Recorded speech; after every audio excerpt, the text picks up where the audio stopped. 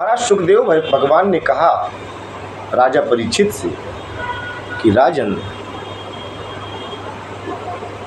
भगवान कन्हैया एक दिन अपने महल में बड़ा एकांत बैठे हुए थे।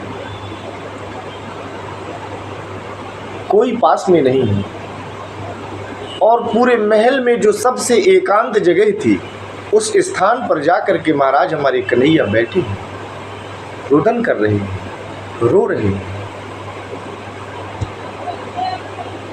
वृषणीनां प्रवरो मंत्री कृष्णस्य दयिता सखा शिष्यो बृहस्पते साक्षात् उद्धवो बुद्धिसत्तमः। महाराज कन्हैया के एक बहुत अच्छे मित्र हैं, उनका नाम है उद्धव, और वो उद्धव साक्षात देवगुरु बृहस्पति के शिष्य हैं। स्वरूप बिल्कुल कृष्ण की तरह, जैसे पीतांबर को धारण करने वाले कन्हैया, ऐसे ही पीतांबर धारण करने वाले उद्धव, दोनों का एक स्वरूप। उद्धव महाराज कृष्ण के पास आए, पूरे महल में देखा, जब नहीं मिले तो ढूंढते ढूंढते महल में भगवान कृष्ण को उद्धव पुकारने लगे और देखा कि कृष्ण एकांत में बैठ करके रुदन कर रहे हैं, तो कृष्ण के पास आए। कृष्ण से कहा कि भैया क्या बात है, सभी तुम्हारी यादों में, तुम्हारी प्रेम में पागल रहते हैं, रोते हैं, और कृष्ण तुम किसकी याद में रो रहे हो? ऐसा कौन सा कष्ट है तुम्हें कि तुम आज रो रहे हो? कन्हैया ने महाराज मुड़कर उद्धव की तरफ देखा, अपने नेत्रों से मोटे मोटे अश्रु बिंदुओं को पोंछते हुए उद्धव से कहा, उद्धव आज मुझे उस ब्रज की याद आ गई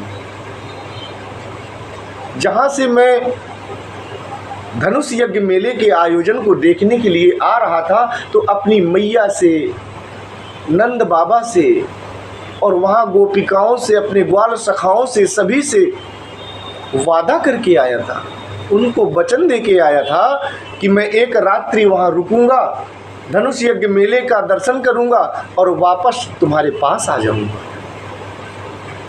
कितने साल बीत गए, मैंने उनकी खबर तक नहीं ली, उनका क्या हाल होगा, कैसी गति होगी। आज मुझे मेरा ब्रज याद आ रहा है, किस तरह से मैंने वहाँ ग्वाल बालों के साथ गौएं चराई, माखन चुराया, गोपिकाओं के साथ महारास किया, वो सारी चीज़ें आज मेरे नेत्रों के सामने आ रही हैं और मुझे ब्रज याद आ रहा है। उद्धव ने कहा, तो इसमें रोने की कौन सी बात है? महाराज वृंदावन कौन सा दूर है, चलो मैं अभी सबसे मिलवा के लाता हूँ। कन्हैया ने कहा, नहीं उद्धव, तुमको क्या लगता है कि हमारा और ब्रजवासियों का प्रेम ऐसा है? 5 किलोमीटर 7 किलोमीटर की दूरी है, तुम्हें लगता है कि मैं रो रहा हूँ? मैं आज रो रहा हूँ, और मेरे जो भक्त हैं ब्रजवासी, रास रासेश्वरी राधा रानी, मैया यशोदा, ये रात्रि दिन मेरी याद में ऐसे ही तड़पते हैं, रोते हैं।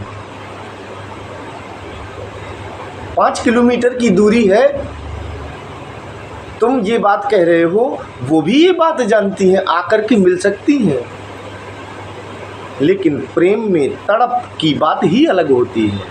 महाराज, जो प्रेम प्राप्त करने की इच्छा रखता है तो वो प्रेम नहीं है। महाराज, तुम मुझे दो और मैं तुम्हें दूं, तो ये तो प्यार नहीं, व्यापार हो गया ना। अगर वास्तविक सच्चा प्रेम प्रेमी से है तो कोई याचना नहीं, कोई वासना नहीं, ये इच्छा नहीं कि ये मुझे प्राप्त हो जाए। दर्शन करने की बात होती तो कब की गोपिकाएं यहाँ ही आकर के डेरा, मैं उनके लिए रहने को महल नहीं दे सकता। इस समय मैं राजा हूँ मथुरा का, चाहूँ तो पूरे ब्रजवासियों को मथुरा में बसा लूँ, लेकिन ये प्रेम की पराकाष्ठा नहीं है। और उद्धव ठहरे महाराज ज्ञान मार्गी। उद्धव सबसे बड़े ज्ञान मार्गी हैं और महाराज कृष्ण अपने प्रेम मार्ग के द्वारा उद्धव के उस ज्ञान के अहंकार को दूर करना चाहते थे। भगवान के भक्तों को जब कभी किसी को भी अहंकार हुआ तो परमात्मा सबसे पहले अपने भक्तों के अहंकार को दूर करते हैं।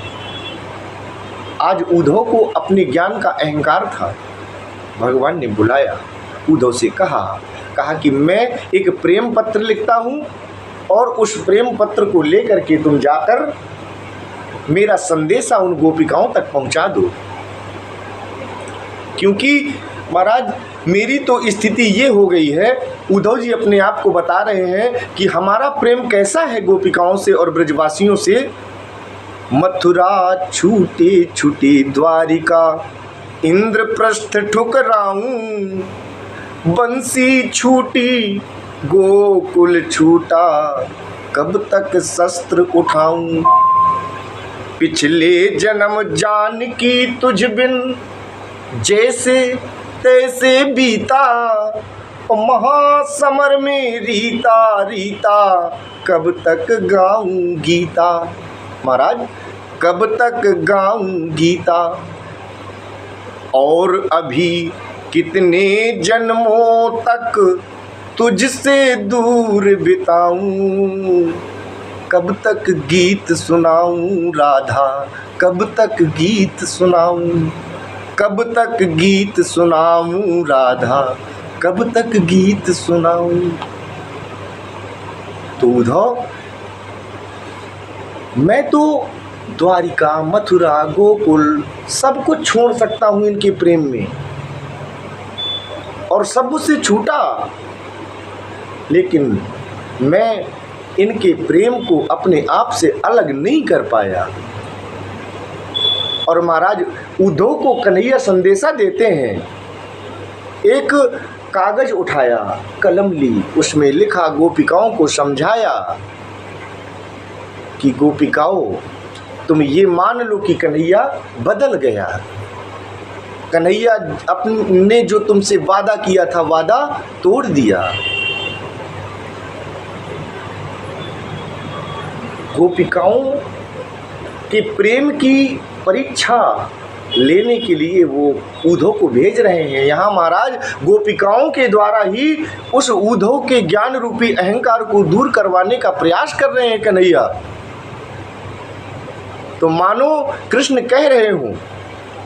एक कवि ने कहा कि हम जितने लड़खड़ाए उतने संभल गए हैं, हम जितने लड़खड़ाए उतने संभल गए हैं।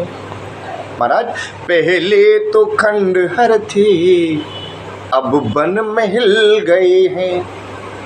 ईमान बदलते हैं, मौसम भी बदलते हैं। और गोपिकाओं तुम क्यों नहीं बदलती जब हम बदल गए हैं। तुम क्यों नहीं बदलते जब हम बदल गए हैं। उद्धव ऐसे जाके तुम्हें समझाना है उनको, गोपिकाओं को। जाओ जाओ वृंदावन हे उद्धव, गोपियों से जाकर तुम मिलना और कहना कान्हा ने भेजा है संदेशा ये मेरा, तुम कहना कहना कान्हा ने भेजा है। और महाराज मेरे लिए नफरत सीने में उनके भर आओ, बेवफा कान्हा है ये साबित तुम कर आओ। बेवफा कान्हा है ये साबित तुम कर आओ। और कभी आएगा मिलने वो तुमसे, कभी आएगा मिलने वो तुमसे। गोपिकाओ इस धोखे में तुम ना रहना, जाओ जाओ वृंदावन हे उद्धव। महाराज इस तरह से संदेशा दे करके भगवान कृष्ण ने आज उद्धव को वृंदावन भेजा। राधिकाओं से,